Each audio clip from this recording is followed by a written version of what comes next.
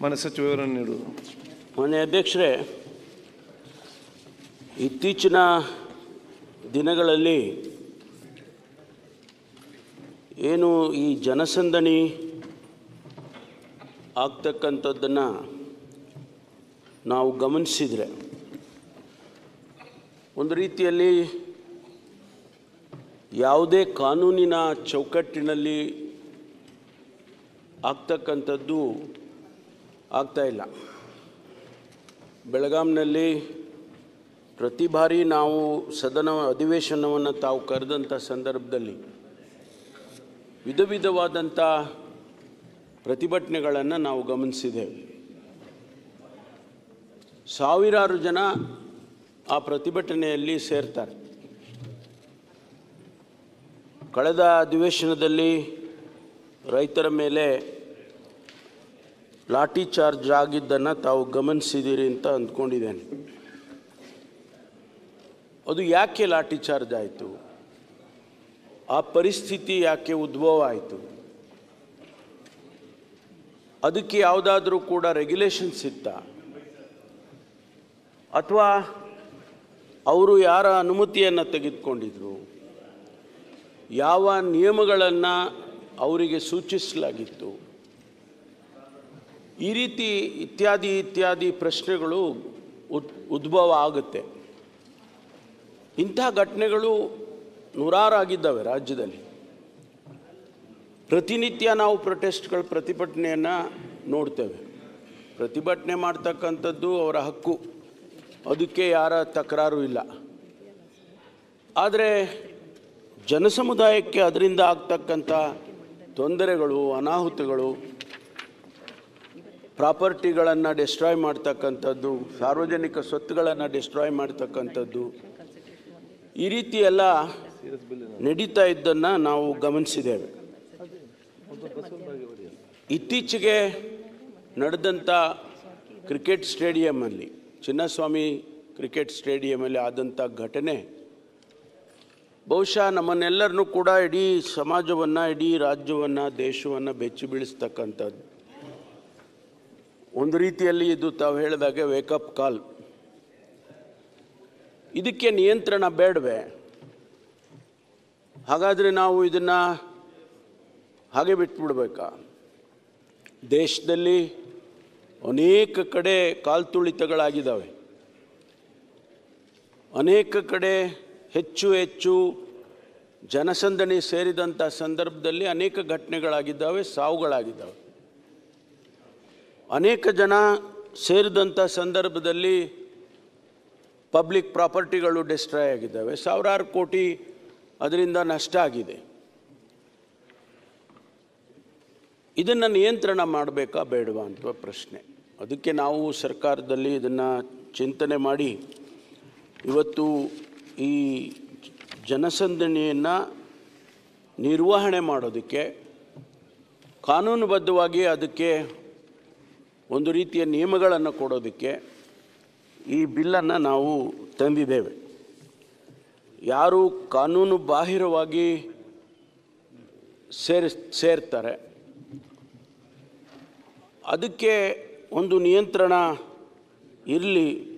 ಎಂಥ ಕಾರ್ಯಕ್ರಮಗಳು, ಎಂಥ ಸಮಾರಂಭಗಳು, ಎಷ್ಟು ಜನ ಸೇರಬೇಕು, ಎಷ್ಟು ಜನ ಸೇರುವಾಗ ಅನುಮತಿ ತಗೋಬೇಕು, ಅಥವಾ ಇಂತಿಷ್ಟು ಜನ ಸೇರಿದಾಗ ಅನುಮತಿ ಬೇಕಾಗಿಲ್ಲ, ಇವುಗಳನ್ನು ನಾವು ಈ ಬಿಲ್ಲಿನ ಮೂಲಕ ತಂದಿದ್ದೇವೆ. ಮಾನ್ಯ ಅಧ್ಯಕ್ಷರೇ, ಪರಿಭಾಷೆಗಳು, ಅರ್ಜಿ ಆಗಲಿ, ತೊಂದರೆ, ನಾಗರಿಕ ತೊಂದರೆ ಅಂದ್ರೇನು, ಜನಸಂದಣಿ ಅಂದ್ರೇನು, ಎಷ್ಟಿರಬೇಕು, ಅದನ್ನೆಲ್ಲ ನಾವು ಡಿಫೈನ್ ಮಾಡಿದ್ದೇವೆ.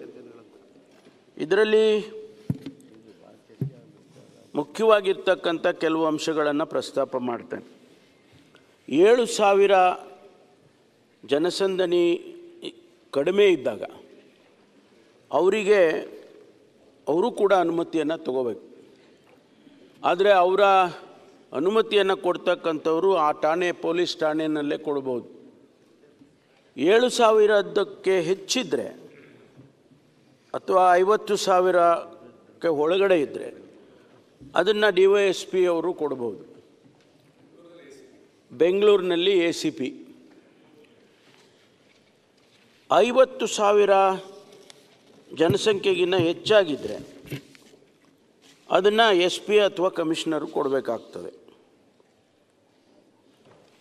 ಅನುಮತಿ ತಗೋಬೇಕಾದ್ರೆ ಈಗ ಹೋಗಿ ನಾನು ಕೊಟ್ಟಿದ್ದೀನಿ ಅರ್ಜಿ, ನನಗೆ ಈಗಲೇ ಪರ್ಮಿಷನ್ ಕೊಡಿ ಅಂತ ಹೇಳಿದರೆ ಆಗೋದಿಲ್ಲ. ಅದಕ್ಕೆ 10 ದಿವಸ ಮೊದಲೇ ನಾವು ಇಂಥ ಕಾರ್ಯಕ್ರಮ ಮಾಡ್ತಾಯಿದ್ದೀವಿ, ಇಷ್ಟು ಜನ ಸೇರ್ತಾ ಇದ್ದೀವಿ ಮತ್ತು ಅದಕ್ಕೆ ಅರೇಂಜ್ಮೆಂಟ್ಸ್ಗಳು ಯಾವ ರೀತಿ ಇದೆ, ಎಲ್ಲಿ ಮಾಡ್ತಾ ಇದ್ದೀವಿ, ಆ ಜಾಗ, ಅದಕ್ಕೆ ಎಕ್ಸಿಟ್ ಇದೆಯಾ, ಎಂಟ್ರಿ ಇದೆಯಾ, ಎಷ್ಟು ಎಂಟ್ರಿ ಇದೆ, ಎಷ್ಟು ಎಕ್ಸಿಟ್ ಇದೆ, ಈ ಎಲ್ಲವನ್ನು ಕೂಡ ಅವರ ಅರ್ಜಿಯಲ್ಲಿ ನಮೂದನೆ ಮಾಡಬೇಕಾಗ್ತದೆ. ಆಮೇಲೆ ಸಾರ್ವಜನಿಕ ಅಥವಾ ಖಾಸಗಿ ಸ್ವತ್ತಿಗೆ ಯಾವುದೇ ತೊಂದರೆ ಆಗೋದಿಲ್ಲ, ಹಾನಿ ಉಂಟಾಗೋದಿಲ್ಲ, ಇದೆಲ್ಲವನ್ನು ಕೂಡ ಅವರು ಹೊಣೆಯನ್ನು ಹೊರಬೇಕಾಗ್ತದೆ. ಸಪೋಸ್ ಪ್ರಾಣಹಾನಿ ಆಗುತ್ತೆ ಎಂದಾಗಲೂ ಕೂಡ ಯಾರಾದರೂ ಜವಾಬ್ದಾರಿ ಹೊರಬೇಕಾಗುತ್ತೆ. ಈಗ ಕ್ರಿಕೆಟ್ ಸ್ಟೇಡಿಯಂನಲ್ಲಿ ಆಗಿದ್ದ ಘಟನೆಯಲ್ಲಿ ನನಗೆ ಸಂಬಂಧ ಇಲ್ಲ ಅಂಥೇಳಿ ಆಗ್ತಾ ಇರೋದನ್ನು ನಾವು ಈಗ ನೋಡ್ತಾ ಇದ್ದೇವೆ.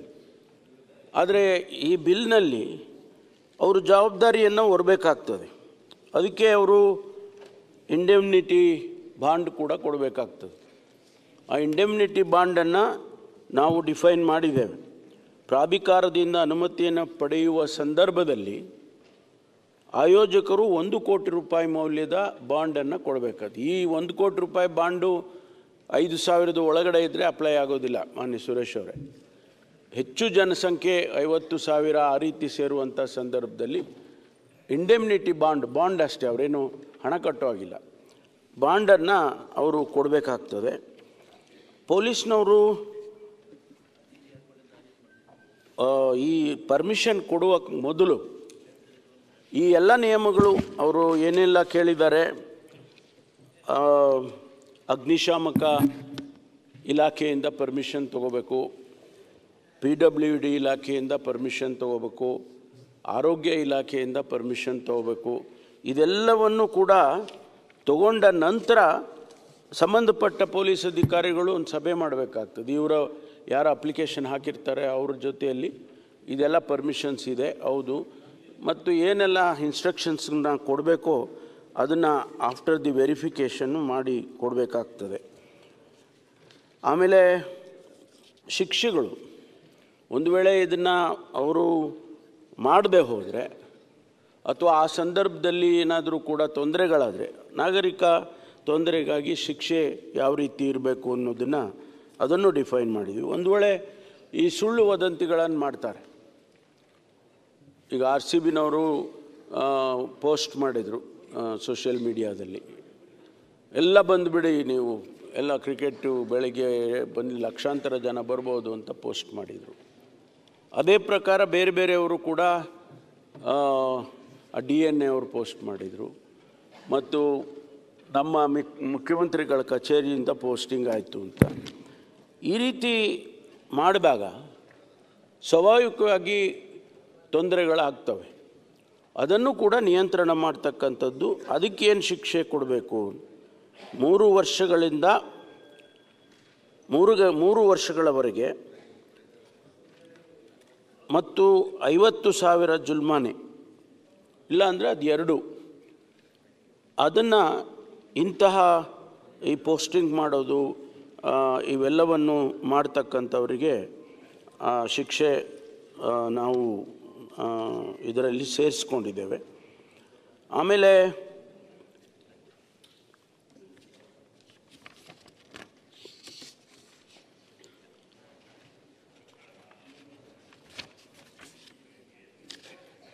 ಪೊಲೀಸರ ನಿರ್ದೇಶನ, ಅವರು ಪೊಲೀಸ್ನವರು ಕೆಲವು ಸಂದರ್ಭದಲ್ಲಿ ಇನ್ಸ್ಟ್ರಕ್ಷನ್ಸ್ ಕೊಡ್ತಾರೆ, ನೀವು ಹೀಗೆ ಮಾಡಬೇಕು, ನೀವು ಹೀಗೆ ಮಾಡಬಾರ್ದು ಅಂತಕ್ಕಂಥದ್ದು ಆನ್ ದಿ ಸ್ಪಾಟ್ ಇನ್ಸ್ಟ್ರಕ್ಷನ್ಸ್ ಕೊಡ್ತಾರೆ. ಅದನ್ನು ಒಂದು ವೇಳೆ ಪಾಲಿಸದೆ ಹೋದರೆ ಅದಕ್ಕೇನು ಶಿಕ್ಷೆ ಕೊಡಬೇಕು, 1 ತಿಂಗಳ ಅವಧಿಗೆ ಶಿಕ್ಷೆ ಕೊಡ್ತಕ್ಕಂಥದ್ದು ಮತ್ತು 50,000 ರೂಪಾಯಿ ಜುಲ್ಮಾನೆ ಹಾಕ್ತಕ್ಕಂಥದ್ದು, ಇದನ್ನು ಕೂಡ ನಾವು ಇದರಲ್ಲಿ ಸೇರಿಸಿದ್ದೇವೆ. ಆಮೇಲೆ ಜನಸಂದಣಿಯ ವಿಪತ್ತಿಗಾಗಿ ಶಿಕ್ಷೆ, ಇದು ಕೂಡ ಜೀವಹಾನಿ ಆದರೆ, ಆ ವ್ಯಕ್ತಿಗಳು ಕರ್ತವ್ಯ ನಿರ್ಲಕ್ಷ್ಯ ಆದರೆ ಅದಕ್ಕೂ ಕೂಡ ನಾವು 3 ವರ್ಷಗಳು ಮತ್ತು 7 ವರ್ಷಗಳವರೆಗೆ ಕಾರಾವಾಸದ ಹಾಗೂ ಪ್ರಾಣಿಹಾನಿ ಪ್ರಕರಣಗಳಿಗೆ ಕನಿಷ್ಠ 10 ವರ್ಷಗಳಿಂದ ಜೀವಾವಧಿ ಶಿಕ್ಷೆ ಗುರಿಯಾಗತಕ್ಕದ್ದು ಅಂಥೇಳಿ ಶಿಕ್ಷೆಯನ್ನು ಕೂಡ ನಾವು ನಮೂದಿಸಿದ್ದೇವೆ. ಇದರಲ್ಲಿ ಮಾನ್ಯ ಅಧ್ಯಕ್ಷರೇ, ನಷ್ಟ ಅಥವಾ ಹಾನಿಗಾಗಿ ಪರಿಹಾರ ಕೊಡ್ತಕ್ಕಂಥದ್ದು, ನಾವು ಆರ್ಬಿಟ್ರಲಿ ಯಾರೋ ಒಂದಿಷ್ಟು ಪರಿಹಾರ ಅನೌನ್ಸ್ ಮಾಡಿಬಿಡ್ತೇವೆ. ಆದರೆ ಯಾವುದೇ ನಾಗರಿಕ ತೊಂದರೆ ಅಥವಾ ಜನಸಂದಣಿ ವಿಪತ್ತಿನಲ್ಲಿ ಸಾರ್ವಜನಿಕ ಅಥವಾ ಖಾಸಗಿ ಸ್ವತ್ತು ಅಥವಾ ಸ್ವತ್ತುಗಳು ಹಾನಿಗೊಳಗಾದರೆ, ನಷ್ಟಕ್ಕೊಳಗಾದರೆ, ಯಾವುದೇ ಮಾನವ ಪ್ರಾಣಹಾನಿಯಾದರೆ ಆಯೋಜಕರು ನಷ್ಟವನ್ನು ಸರಿತೂಗಿಸಬೇಕು ಅಂತೇಳಿ ತಂದಿದ್ದೇವೆ. ಯಾಕೆಂದರೆ ಅವರು ಜವಾಬ್ದಾರಿ ಹೊರಬೇಕಾಗ್ತದೆ. ಇಲ್ಲದಿದ್ದರೆ ಏನಾಗುತ್ತೆ, ನಮಗೆ ಸಂಬಂಧ ಇಲ್ಲ, ಯಾರು ಸಹ ಪ್ರಾಣಹಾನಿ ಆದರೂ ಕೂಡ ನಮಗೆ ಸಂಬಂಧ ಇಲ್ಲ ಅಂತಕ್ಕಂಥ ಮಾತುಗಳು ಬರುತ್ತವೆ. ಅದಕ್ಕಾಗಿ ಅದು ಪ್ರಾಯೋಜಕರಿಗೆ ಜವಾಬ್ದಾರಿಯನ್ನು ಹಾಕಿದ್ದೇವೆ. ಇದರಲ್ಲಿ ಕಾನೂನು ಯಾವುದು ಅಪ್ಲೈ ಆಗುತ್ತೆ ಅಂಥೇಳಿ ಭಾರತೀಯ ನ್ಯಾಯ ಸಂಹಿತೆ 2023, ಭಾರತೀಯ ನಾಗರಿಕ ಸುರಕ್ಷಾ ಸಂಹಿತೆ 2023, ಕರ್ನಾಟಕ ಪೊಲೀಸ್ ಅಧಿನಿಯಮ 1963, ಜೊತೆಗೆ ಕರ್ನಾಟಕ ಅಧಿನಿಯಮ 4 ಮಾಹಿತಿ ತಂತ್ರಜ್ಞಾನ ಅಧಿನಿಯಮ 2000, ಕೇಂದ್ರ ಅಧಿನಿಯಮ 21, ಇದರಲ್ಲಿ ಇರ್ತಕ್ಕಂಥ ಪರಿಭಾಷೆಗಳು ಈ ಅಧಿನಿಯಮಕ್ಕೆ ಯಥೋಚಿತ ವ್ಯತ್ಯಾಸಗಳೊಂದಿಗೆ ಅನ್ವಯವಾಗತಕ್ಕದ್ದು ಅಂತ ಹೇಳಿದ್ದೇವೆ. ಯಾವ ಕಾನೂನುಗಳು ಇದಕ್ಕೆ ಅಪ್ಲೈ ಆಗುತ್ತೋ ಅದನ್ನೆಲ್ಲ ಇಲ್ಲಿ ನಮೂದಿಸಿದ್ದೇವೆ. ಆಮೇಲೆ ರಾಜ್ಯ ಸರ್ಕಾರ ಪೂರ್ವ ಪ್ರಕಟಣೆಯ ತರುವಾಯ, ಅಂದರೆ ಇದು ಆದಮೇಲೆ, ಈ ಬಿಲ್ಲು ಆದಮೇಲೆ ಅದಕ್ಕೆ ನಿಯಮಗಳನ್ನು ತರೋದಕ್ಕೂ ಕೂಡ ಪ್ರೊವಿಷನ್ ಮಾಡ್ಕೊಂಡಿದ್ದೀವಿ. ಯಾಕೆಂದರೆ ಅನೇಕ ನಿಯಮಗಳನ್ನು ಮಾಡಬೇಕಾಗ್ತದೆ. ಇದಲ್ಲದೆ ಕಾನೂನಿನ ಚೌಕಟ್ಟಲ್ಲದೆ ಅನೇಕ ನಿಯಮಗಳನ್ನು ನಾವು ಇಲ್ಲಿ ಮಾಡಬೇಕಾಗ್ತದೆ. ಆದ್ದರಿಂದ ಆಮೇಲೆ ಇನ್ನೊಂದು ಪ್ರೊವಿಷನ್ ಮಾಡಿದ್ದೀವಿ ಮಾನ್ಯ ಅಧ್ಯಕ್ಷರೇ, ಖಾಸಗಿ ಆವರಣಗಳು ಅಥವಾ ಕೌಟುಂಬಿಕ ಸಮಾರಂಭಗಳು, ಏನು ನಮ್ಮ ಕಾರ್ಯಕ್ರಮಗಳನ್ನು ಮಾಡುವಾಗ ಪ್ರೈವೇಟ್ ಪ್ರೋಗ್ರಾಮ್ಸ್ ಅಂತ, ಈಗ ಮದುವೆ ಮಾಡ್ತಾರೆ, ಅಲ್ಲೂ ಜನ ಸೇರಿಬಿಡ್ತಾರೆ, 10,000 ಜನ ಸೇರ್ತಕ್ಕಂಥದ್ದೆಲ್ಲ ನೋಡಿದ್ದೀವಿ ನಾವು. ಅದು ಎಕ್ಸೆಂಪ್ಟ್ ಮಾಡಿದ್ದೀವಿ. ಖಾಸಗಿ ಆವರಣಗಳೊಳಗೆ ಆಚರಿಸುವ ಅಥವಾ ನಡೆಸುವ ಕೌಟುಂಬಿಕ ಸಮಾರಂಭಗಳು ಅಥವಾ ಕಾರ್ಯಕ್ರಮಗಳಾದ ಮದುವೆ ಮುಂತಾದವುಗಳಿಗೆ ಇದನ್ನು ಅನ್ವಯ ಆಗೋದಿಲ್ಲ ಅಂಥೇಳಿ ಎಕ್ಸೆಂಪ್ಟ್ ಮಾಡಿದ್ದೇವೆ. ಖಾಸಗಿ ಆವರಣಗಳು ಎಂಬುದು ಭೋಗ್ಯಕ್ಕೆ ಪಡೆದ, ಬಾಡಿಗೆಗೆ ಪಡೆದ ಅಥವಾ ಗುತ್ತಿಗೆ ಪಡೆದ ಆವರಣಗಳು ಅಂತೇಳಿ ಡಿಫೈನ್ ಮಾಡಿದ್ವಿ. ಯಾಕೆಂದರೆ ಅಲ್ಲಿ ಬಾಡಿಗೆ ತೊಗೊಂಡಿರ್ತಾರೆ, ಅದು ಅಪ್ಲೈ ಆಗುತ್ತೆ, ಅಲ್ಲಿಗೆ ಸ್ವಂತ ಆದರೆ ಅಪ್ಲೈ ಆಗೋಲ್ಲ ಅಂತ, ಈ ರೀತಿ ಕನ್ಫ್ಯೂಷನ್ ಬೇಡ ಅಂತೇಳಿ ನಾವು ಅದನ್ನು ಡಿಫೈನ್ ಮಾಡಿದ್ದೇವೆ. ಆದ್ದರಿಂದ ಮಾನ್ಯ ಅಧ್ಯಕ್ಷರೇ, ಈ ಬಿಲ್ಲು ಬಹುಶಃ ಭಾಳ ಉಪಯುಕ್ತವಾಗ್ತದೆ ಅಂಥೇಳಿ ನಾನು ಭಾವಿಸ್ಕೊಳ್ತೇನೆ. ಯಾಕೆಂದರೆ ಇದಕ್ಕೆ ಇತ್ತೀಚೆಗೆ ಅದು ಯಾವುದೇ ಸಮಾರಂಭಗಳಾಗಿರಲಿ, ದೊಡ್ಡ ಸಮಾರಂಭಗಳು, ಲಕ್ಷಾಂತರ ಜನರನ್ನು ಸೇರಿಸ್ತಕ್ಕಂಥ ಸಮಾರಂಭಗಳು ಆಗೋದನ್ನು ನಾವು ಗಮನಿಸಿದ್ದೀವಿ. ಅದು ರಾಜಕೀಯ ಸಭೆಗಳಿರ್ಬೋದು ಅಥವಾ ಬೇರೆ ಸಭೆಗಳಿರ್ಬೋದು, ಅದಕ್ಕೆ ಯಾವುದೇ ನಿಯಂತ್ರಣಗಳೇ ಇಲ್ಲದೆ ಅನೇಕ ಸಭೆಗಳನ್ನು ನಾವು ಆಗ್ತಾ ಇರ್ತಕ್ಕಂಥದ್ದನ್ನು ಗಮನಿಸಿದ್ದೀವಿ. ಯಾವುದು ಘಟನೆಗಳು ನಡೀದೇ ಇದ್ದರೆ, ಅಹಿತಕರವಾದಂಥ ಘಟನೆಗಳು ನಡೀದೇ ಇದ್ದರೆ ನಡೆದೋಗ್ಬಿಡುತ್ತೆ, ಯಾರು ಕೇಳೋದಿಲ್ಲ. ಅಕಸ್ಮಾತ್ ಏನಾದರೂ ಘಟನೆಗಳು ನಡೆದರೆ ಆ ಸಂದರ್ಭದಲ್ಲಿ ಯಾರು ಹೊಣೆ ಹೊರಬೇಕು, ಯಾರು ಜವಾಬ್ದಾರಿ ಹೊರಬೇಕು, ಪೊಲೀಸ್ನವರು ಹೊರಬೇಕಾ, ಆಯೋಜಿತರು ಹೊರಬೇಕಾ, ಅಥವಾ ಯಾರು ಹೊರಬೇಕು ಅಂಥೇಳಿ ನಾವು ಇಲ್ಲಿವರೆಗೂ ಡಿಫೈನ್ ಮಾಡಿಲ್ಲ.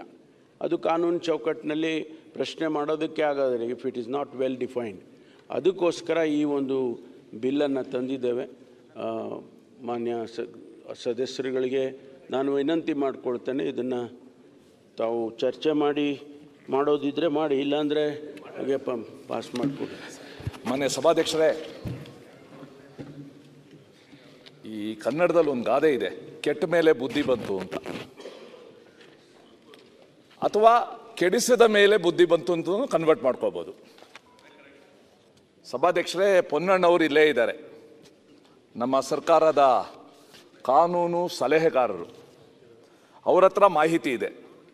ಹೈಕೋರ್ಟಲ್ಲಿ ಈ ಪ್ರಕರಣ ಬಂದಾಗ ಸ್ಪೆಸಿಫಿಕ್ ಆಗಿ ಹೈಕೋರ್ಟ್ ಜಡ್ಜ್ ಕೇಳಿದ್ರು, SOP ಏನಾದ್ರು ಮಾಡಿದ್ದೀರಾ ನೀವು ಕ್ರೌಡ್ ಮ್ಯಾನೇಜ್ಮೆಂಟ್ಗೆ? SOP ಮಾಡಿದ್ದೀರಾ ಅಂತ ಕೇಳಿದ ಮೇಲೆ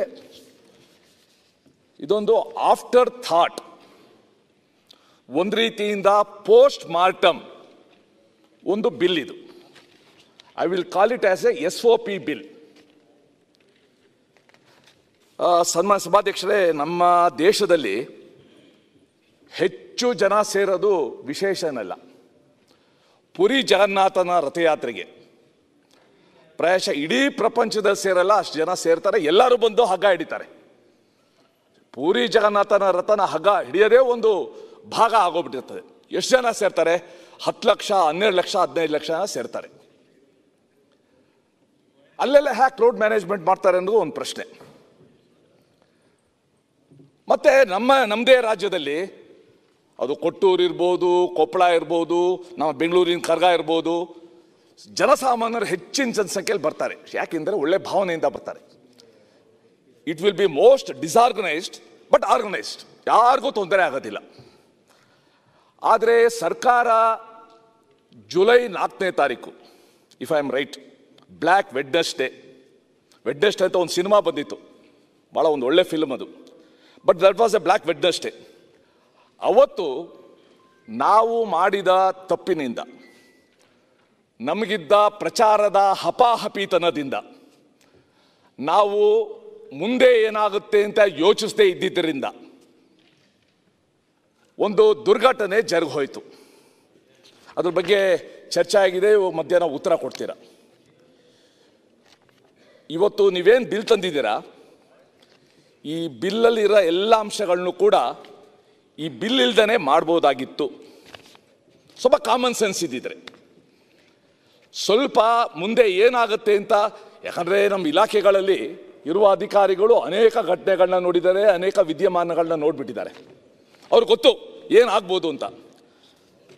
ಆದರೆ ನಾವು ಅಡ್ವೈಸೇ ಕೇಳಲ್ಲ ಅಂತಂದರೆ, ಸಲಹೆನೇ ಕೇಳಲ್ಲ ಅಂತಂದರೆ, ಈ ರೀತಿ ಘಟನೆಗಳು ಮತ್ತೆ ಮತ್ತೆ ಮತ್ತೆ ಮತ್ತೆ ಆಗ್ತಾ ಹೋಗುತ್ತೆ.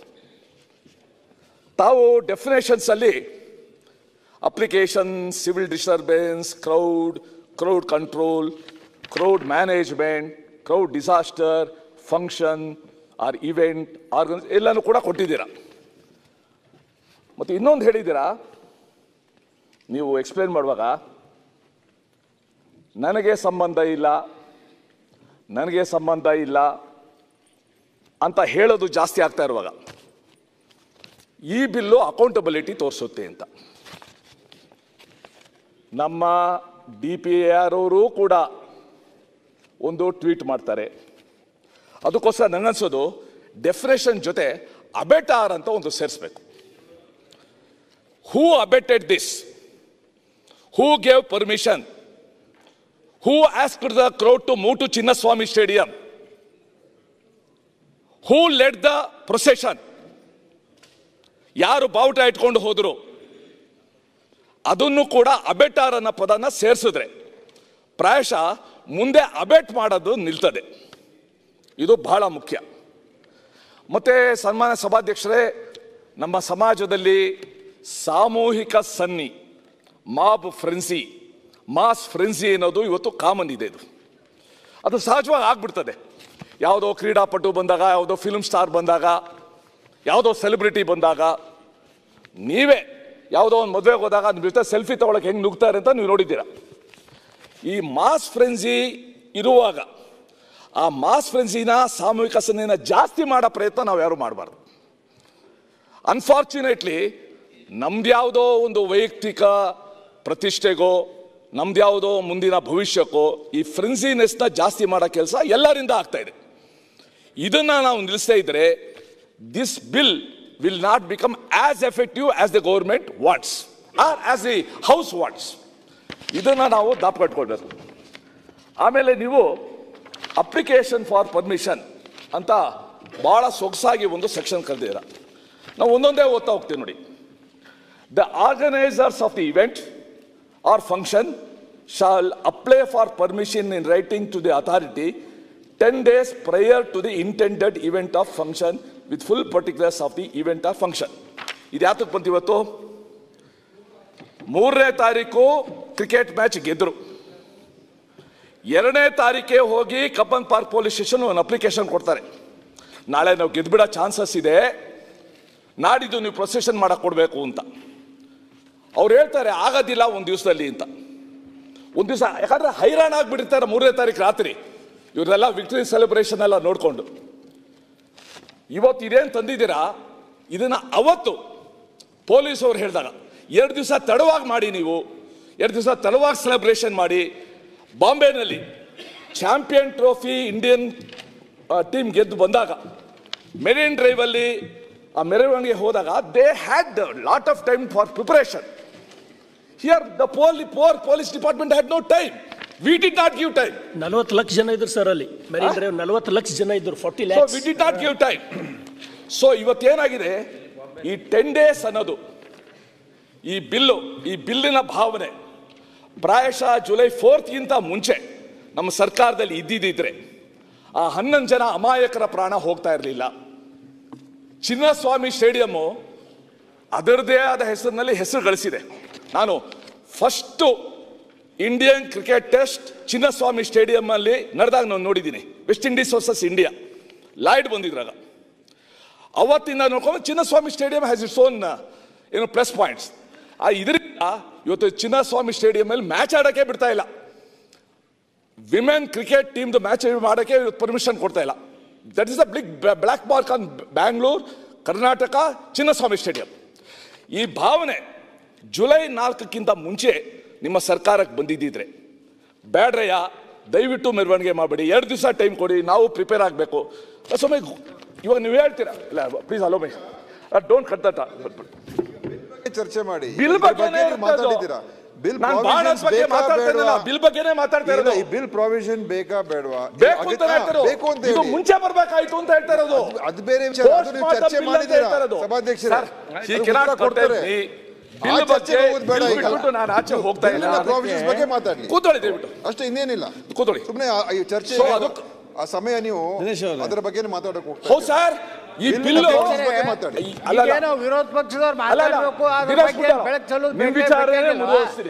ಸ್ವಲ್ಪ ಯೋಚನೆ ಇದ್ದಿದ್ರೆ ಈ ಬಿಲ್ಲು ಈ ಚರ್ಚೆ ಆಗತ್ತೇನೆ ಇರ್ತಾ ಇರಲಿಲ್ಲ. ಆಯ್ತು, ಏನ್ ಮಾಡಿದ್ರೆ ಬಿಲ್ ಬಂದಿದೆ. ಸೊ ಅದಕ್ಕೋಸ್ಕರ ನೀವೇನು ಬೇರೆ ಬೇರೆ ಪ್ರಾವಿಷನ್ಸ್ ಹೇಳಿದ್ದೀರಾ ಅದೆಲ್ಲನೂ ಕೂಡ ಬಹಳ ಮಾರ್ಮಿಕವಾಗಿದೆ. ಆಮೇಲೆ ಹೇಳ್ತೀರಾ, if the authority decides to grant the permission then it shall hold prior security meetings with organizer and other departments like fire safety. Authority ಅಂದ್ರೆ ಯಾರು? ನಿಮ್ಮ ಪ್ರಕಾರ ಪೊಲೀಸ್ ಸ್ಟೇಷನ್ನು, ಇಲ್ಲದೇ DSP, ಇಲ್ಲದೇ ಕಮಿಷನರ್. ಇದು ಕೂಡ ಅವತ್ತೇನಾದ್ರು ಅವಕಾಶ ಇದ್ದಿದ್ರೆ ಇವ್ರ ಜೊತೆ ಎಲ್ಲ ಡಿಸ್ಕಸ್ ಮಾಡಿ ಇದನ್ನು ಪ್ರಾವಿಷನ್ ಮಾಡ್ತಾ ಇದ್ದಾರೆ, ಇದು ಆಗ್ತಾ ಇರಲಿಲ್ಲ. ಸೊ ನಾನು ನಿಮ್ಮಲ್ಲಿ ಕೇಳ್ಕೊಳ್ಳೋದು, ಈ ಬಿಲ್ಲಿನ ಸ್ಪಿರಿಟನ್ನು ನಾನು ಪೂರ್ತಿ ಒಪ್ಕೊಳ್ತೀನಿ, ಈ ಬಿಲ್ಲಿನ ಕಂಟೆಂಟನ್ನು ನಾನು ಪೂರ್ತಿ ಒಪ್ಕೊಳ್ತೀನಿ. ಆದರೆ ಭಾಳ ತಡವಾಗಿ ಒಂದು ದುರ್ಘಟನೆ ಆದ ಮೇಲೆ, ಪೆಟ್ಟು ಬಿದ್ದ ಮೇಲೆ, 11 ಜನ ಅಮಾಯಕರ ಸಾವು ಆದಮೇಲೆ ಇವತ್ತೇನು ಬಿಲ್ ತಂದಿದ್ದೀರಾ, ಇದು ಭಾಳ ಒಂದು ಖೇದಕರ. ನ್ಯೂಸ್ ಫಸ್ಟ್ ನಿರ್ಭೀತಿಯಿಂದ ನಿಮ್ಮ ಪರವಾಗಿ.